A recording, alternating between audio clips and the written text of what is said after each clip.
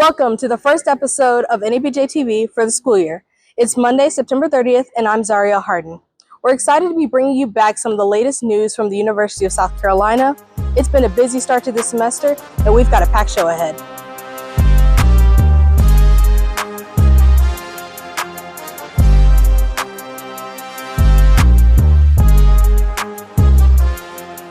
Tensions surrounding Uncensored America at the University of South Carolina have taken a new legal turn. Join me as I break down the details. The fallout from Uncensored America's roast on Kamala Harris continues to escalate. On September 11th, the student government denied funding to support the group's event.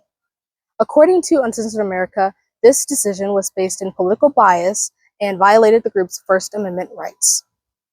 Founder of Uncensored America, Sean Simmons, announced the group's decision to file a lawsuit against the University of South Carolina, citing discrimination and an unlawful denial of funding. The short version is, we will sue everyone who infringed on our right to freedom of speech and tried to prevent us from hosting this event. You can threaten us, you can smear us, you can defund us, but you cannot stop this event from happening. This legal battle comes on the heels of increased controversy surrounding Uncensored America's event featuring speakers Milo Yiannopoulos and Gavin McInnes, which has sparked backlash from students and faculty alike. University officials have yet to issue a public response to the lawsuit. The lawsuit adds another layer of complexity to the ongoing debate around free speech on college campuses. With Uncensored America pressing forward with legal action, the University of South Carolina now faces a fight not only in the court of public opinion, but in the legal system as well. I'm Zyreail Hardin, reporting for NABJ TV. We'll continue to follow the story. In other news, students held an alternative event called the Blatt Bonanza during the Uncensored America roast to provide an outlet for unity. Zemia has the story. Hey y'all, and welcome to the Blatt Bonanza, where they have an alternative event to Uncensored America, where students here can feel diversity and inclusion. Our NABJ team has the story for you. The event, held from 7 to 10 p.m., comes as an alternative to the controversial Uncensored America event, which has sparked strong reactions from across campus. We spoke with the organizers of this event, Patton Byers, Anaya Nelson, and Will Dora, about what motivated them to create the Blatt Bonanza and what they hope students take away from tonight's event. The inspiration was to give our students a free and open event that they can all feel welcome and included at, and that's exactly what we did with this event. And we wanted to make sure that students just had fun on our campus, because every day, we have events similar to this, and we wanted to make sure that today wasn't an exception to that. So that's exactly why we had this event today. From music to inflatables to a rage room, students are taking part in a wide range of activities that promote positive engagement. I would say thanks for the thought of having alternative options for us to attend. It's helpful for us to have different outlets, so thanks. It makes me feel very seen, because all the stuff that's going on in campus, it's kind of bringing everybody down and kind of giving a negative impact on what USC really is. But this is really what we're about. We're about having a community, about being together, about being for everyone, and just having a good time. So I think this is a really great event to really bring people together and kind of get our minds off all the bad things that are going on around us. This is a way for us to communicate with each other, get to know other people very well, and build friendships like that. As the night continues here at Blatt Bonanza, students want a space where they can feel unity, from whether that's games, music, or just conversation. And with this event, it's creating unity and a space to welcome all the students here. I'm reporting to you from Black Intramural Fields. I'm Zemia White, reporting for NABJ TV. Thank you, Zemia. Up next, in response to growing concerns about campus safety and USC's handling of the roast, community members and students gathered on September 19th for the Uphold the Creed protest. We followed them from Green Street to the State House. More with Jasiya. At 5:30 p.m., students, faculty, and community allies gathered at Green Street, rallying under the banner of the Uphold the Creed protest. Their message? The University of South Carolina must do more to protect campus safety and uphold the values of the Carolinian Creed. The protest was sparked by the university's decision to allow the school's chapter of Uncensored America to host a roast of Vice President Kamala Harris, with invited speakers known for their divisive rhetoric. Students argue that the university's actions contradict the principles of the Carolinian Creed, which emphasize integrity, respect, and responsibility.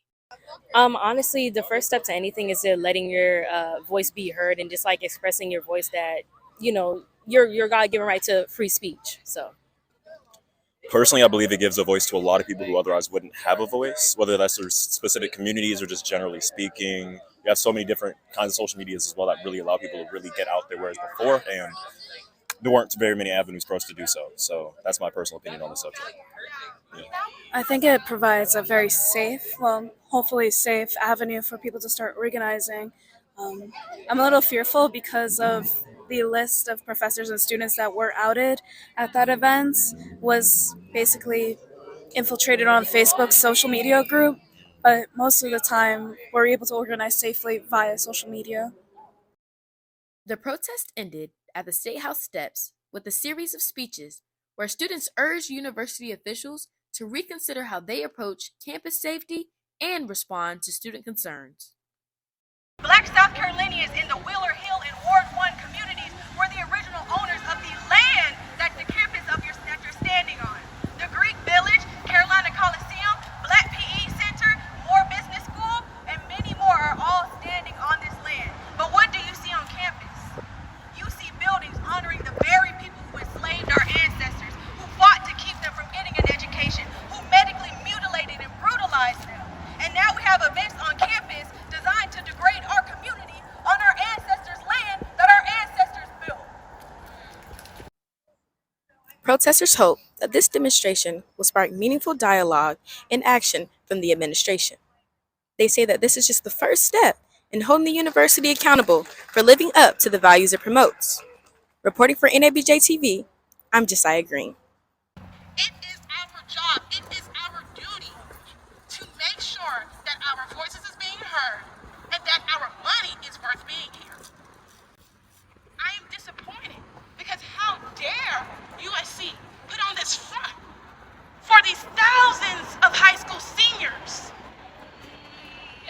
to come on this campus, yet to not be protected. Disgusting is what I call it. It is up to each and every community to bond together, to educate themselves on this matter. This is not a one-hit wonder. You should be out here, you should be using your voice, speaking to media, going online, letting the next person know what's the tea. Because it's going to continue to happen until we do something about it. So please be sure to reach out to Courtney, to anybody, to Uphold the Creed for resources. Stay in contact with Uphold the Creed to make sure that everything is going down. Do not stop here. Don't let this be your last protest you come to. Thank you. A recent post from student alum Courtney McLean has sparked allegations against the administration and Student Senate. NABJ TV's Ayeesha has more on the allegations and the response from the student government. Courtney McLean, a former USC student senator, posted a lengthy statement on Instagram on September 27th, alleging that the university pressured its student senators into reversing their decision to fund the roast. According to McLean, over $3,500 was allocated to the event, but the initial decision to deny funding was overturned under duress. In her post, McLean claims that during Wednesday's Student Senate session, the administration threatened impeachment in the revocation of student government funding in 2025 if senators didn't change their votes. The session reportedly went into executive session, which McLean argues violates the sunshine principle of public voting. In response, USC's student government Instagram account denied the allegations, stating that there was no lawsuit and that the Senate's decisions were within established rules. The response emphasized that senators voted their conscience without administrative interference. McLean fired back, pointing out that senators have privately shared their experiences, insisting that they were pressured to reverse their votes. She called on USC officials to address these concerns publicly. The situation escalated as the newly formed group, Uphold the Creed, joined the conversation. The group claims to advocate for the values of the Carolinian Creed, a set of principles that promotes respect and integrity on campus.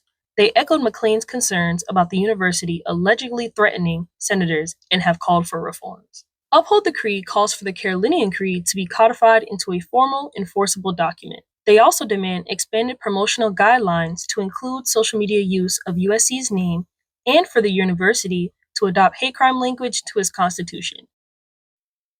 As tensions rise and the student body awaits further clarification, the debate over free speech, student government autonomy, and university accountability continues to unfold. For now, students and alumni alike are calling for transparency and answers. I'm Ayeesha Wynn, reporting for NABJ TV. Thank you, Ayeesha. We'll be sure to keep you updated as more details arrive. That's all we have for today's show. Thank you so much for watching the first episode of the school year.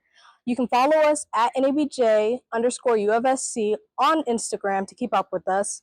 I'm Zyreail Hardin reporting for NABJ TV, and we hope to see you in the next one.